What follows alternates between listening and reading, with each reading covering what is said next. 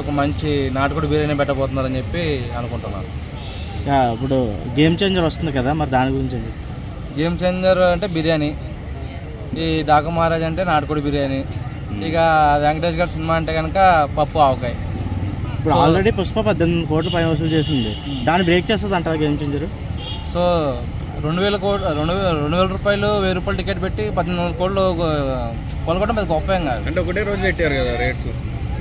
ఒకటో రోజు ఎందుకు పెట్టారు, నెక్స్ట్ డే కూడా టికెట్స్ 500-1000 రూపీస్ కూడా పర్చేజ్ చేయడం జరిగింది. నేనే పర్చేజ్ చేశాను. ఓకే, సో దాన్ని చేయడం కొంత గొప్ప ఏం కాదు. బట్ 200 రూపాయలు 250 రూపాయలు పెట్టి కొలగొట్టడానికి గొప్ప.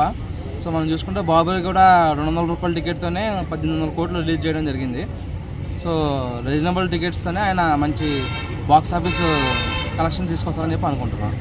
శంకర్ గారు సైమెంటస్గా భారతీయుడు 2 తీశారు, అది ఫ్లాప్ అయిపోయింది. ఇదేమంటారు? అదే ఇప్పుడు తమిళ ఆడియన్స్ ఆయన సపోర్ట్ చేయకుండా మన తెలుగు ఆడియన్స్ సపోర్ట్ చేస్తారు. సో మన తెలుగు ఆడియన్స్ ఎప్పుడు కూడా కంటెంట్ బాగుంటే కనుక నెత్తిన పెట్టుకుంటారు. అది తెలుగు మూవీ అయినా, తమిళ మూవీ అయినా, హిందీ మూవీ అయినా. సో శంకర్ గారు కూడా ఫస్ట్ టైం తెలుగులో అంటే స్టేట్ మూవీ చేస్తున్నారనమాట మన రామ్ చరణ్ గారితో. సో ఎక్స్పెక్టేషన్స్ అయితే భారీగా ఉన్నాయి. నెక్స్ట్ ఈ సినిమా వచ్చేసి పొలిటికల్ కంటెంట్తో ఉండబోతుంది మూవీ. ఇంకోటి మనం ఈ సినిమా రామ్ చరణ్ గారిని చూసుకుంటే మనకి కొంచెం శోభన్ బాబు గారు లుక్ ఇదిలాగా అనిపిస్తుంది అనమాట. ఆయన షేవింగ్, ఆయన మీసగట్టు, సో శోభన్ బాబు లాగా కనబడుతున్నారు. చాలా ట్రోల్స్ వస్తున్నాయి కదా ప్రెజెంట్ గేమ్ చేంజర్ మీద. సో ట్రోల్స్ వస్తున్నాయి, ట్రోల్స్ వచ్చిన మాత్రాన ఇది అయిపోదు కదా, సినిమా ఫ్లాప్ అయిపోవడం అనేది జరగదు కదా. సో మీకు ట్రైలర్ రోజు తెలుస్తుంది సినిమా ఎవరైతే ట్రోల్ పెట్టారో వాళ్ళందరూ కూడా ముక్కు మీద వేలేసుకుంటారు. అప్పట్లో మనం చూసుకుంటే సలార్ మూవీకి ముందు ప్రభాస్ గారు చాలా ట్రోల్స్ వచ్చినాయి. వన్స్ సలార్ వచ్చినాక ట్రోల్స్ అన్ని ఎటుపోయినాయి ఎవరికి తెలియదు. ఓవరాల్గా ఎంత కలెక్ట్ చేస్తుంది అంటే గేమ్ చేంజర్? అబౌవ్ 1500 crores అని చెప్పి అనుకుంటున్నా.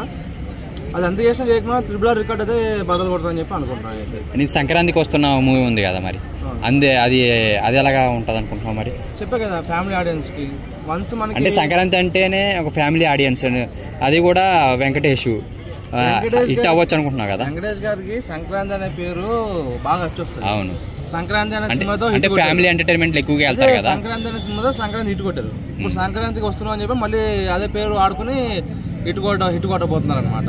ఈ ఓవరాల్ గా ఈ మూడిట్లో ఏది ఎక్కువ రావచ్చు అనుకుంటున్నావు కలెక్షన్ వైజ్ అయితే గేమ్ చేంజర్. మాస్ అంటే 100 crores బాలయ్య గారు మూవీ అయితే కనుక డాకు మహారాజు. అలా వెంకటేష్ గారు ఫ్యామిలీ ఎంటర్టైన్ అయితే ఆయన చెప్పాల్సిన అవసరం లేదు, ఆయన సినిమా అయింది. ఇక అనిపించలేడు ఈసారి. ఇప్పుడు గేమ్ చేంజర్ వస్తుండు, ఎలా ఉండబోతుంది pre release event? So already Ram Charan గారి మూవీస్ లో మేబీ ఐ థింక్ నాయక్ సినిమాకి ఆయన ప్రీ రిలీజ్ ఈవెంట్ లో రావడం జరిగింది. చాలా సంవత్సరాలు అవుతుంది. సో ఆయన ఎప్పుడు లెక్క పెడితే సినిమా బ్లాక్ బస్టర్. రంగస్థలం కూడా మేబీ ఆయన వచ్చినట్టున్నారు. సో సినిమా తిరగలేదు. సో ఇప్పుడు ఒక సెలబ్రిటీగా కాకుండా ఒక డిప్యూటీ సీఎంగా రాబోతున్నారు కాబట్టి సో ఇంకా మంచి సినిమాకి మంచి వింటేజ్ వస్తుందని చెప్పి అనుకుంటున్నాను. అంటే కొంతమంది రామ్ చరణ్ గారికి పవన్ కళ్యాణ్ గొడవలు ఉన్నాయి, అల్లు అర్జున్ గారికి పవన్ కళ్యాణ్ గొడవలు ఉన్నాయి కదా. సో ఆయన రావడం వల్ల అన్నింటికి ఫుల్ స్టాప్ పెట్టేస్తారు. ఇక అల్లు అర్జున్ గారి టాపిక్ కానీ రామ్ చరణ్ గారి టాపిక్ కానీ ఒక ఫుల్ స్టాప్ అనేది దొరుకుతుంది మనకి.